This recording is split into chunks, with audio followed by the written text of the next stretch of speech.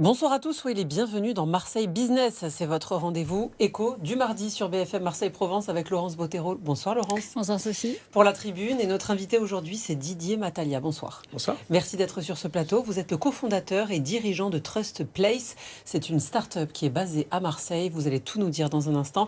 On commence tout de suite avec les chiffres, l'actualité business de la semaine présentée par Laurence.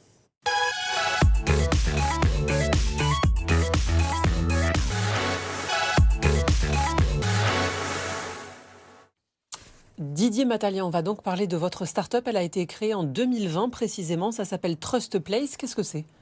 Alors TrustPlace, aujourd'hui, on est expert dans la traçabilité et la data post-achat. Ça veut dire quoi? Ça veut dire qu'on aide les marques à rendre l'invisible visible sur tout ce qui se passe après la vente du produit, périmètre qu'elles ne connaissent absolument pas. Je pense qu'on va en parler un petit peu plus en détail.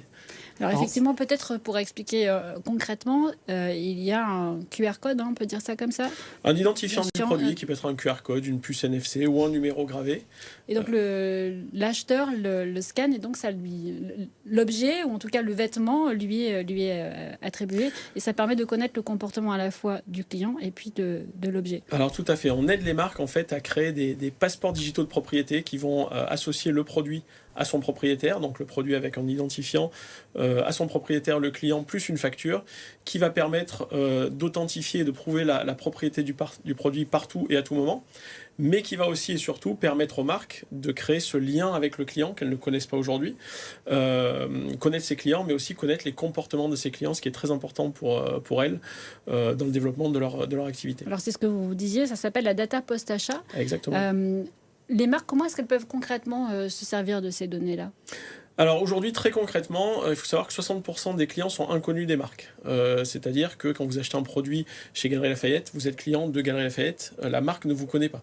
Je ne vous parle même pas du marché de la seconde main qui est en train d'exploser, sur lequel les marques sont complètement aveugles.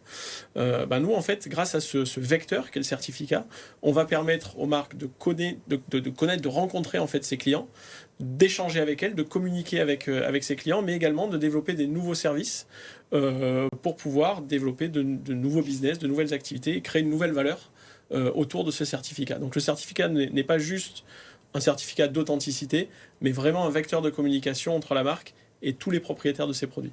Quelles sont les premières marques qui ont fait appel à vous et quels étaient leurs objectifs ?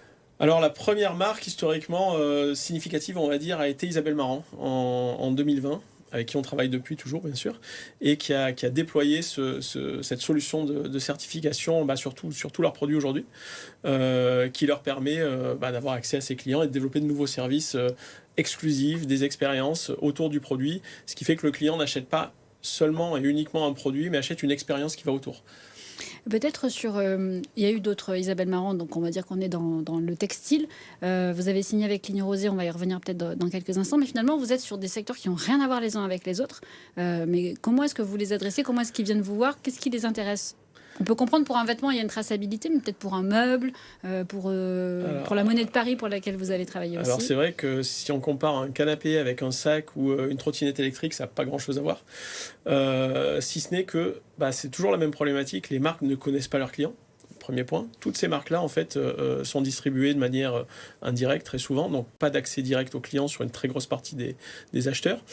Il y a aussi une problématique de réglementation. On connaît la loi AGEC. En 2027 arrive le DPP, le passeport digital produit, qui va imposer aux marques, en fait, de fournir de la transparence, des obligations de recyclabilité, des informations sur la composition. Alors en tant que client, c'est super, c'est très bien, je vais avoir de la transparence, mais en tant que marque, pour moi, c'est un coût. Ça ne va que dans un sens. Il faut savoir que nos certificats vont également servir à rentabiliser cette circularité, notamment grâce à la connaissance de l'usage.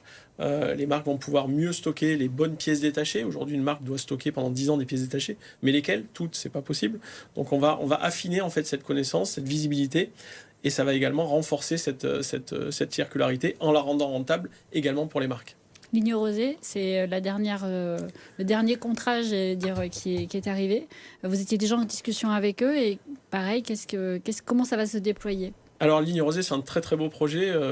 Moi j'adore. Antoine Rosé, ses équipes sont hyper innovants, sont très moteurs dans cette solution.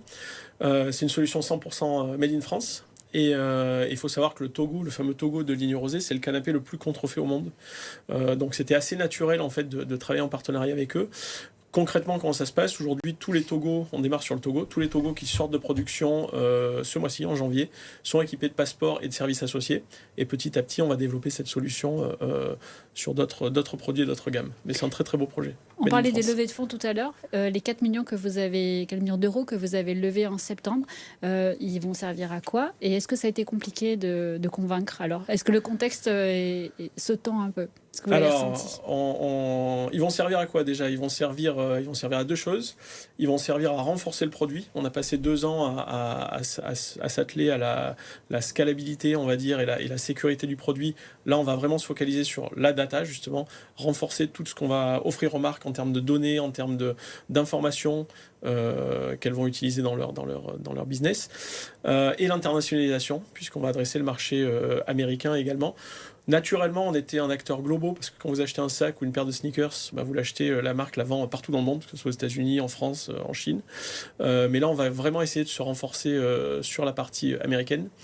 Et est-ce que c'était compliqué? Alors oui et non. On est arrivé dans la période un petit peu... ça a commencé à devenir compliqué. Après, on a une vraie valeur ajoutée, c'est-à-dire qu'on a un business model qui est scalable lui aussi, avec une vraie valeur apportée aux marques. Et peut-être pas vraiment de concurrence aussi. Alors on a des concurrents, on a identifié des concurrents, que ce soit aux États-Unis, en Europe ou en Asie. On a sûrement des concurrents qu'on n'a pas encore identifiés. En revanche, la vraie différenciation qu'on a avec ces acteurs-là, c'est la donnée client, la data client. Le fait d'intégrer le client dans le passeport digital en amont, c'est compliqué, ça demande des investissements, il y a beaucoup de data privacy. Ce qu'on a fait, ce qu'on s'est attelé à faire, et le vrai différenciateur par rapport à la concurrence, c'est vraiment cette donnée client, plus tout le renforcement et les nouveaux usages qu'on est en train d'appliquer à notre plateforme qui contribuent à notre différenciation. Didier Matalia, merci beaucoup d'être venu nous en parler sur le plateau de Marseille Business. On poursuit avec l'entreprise de la semaine sélectionnée par Laurence.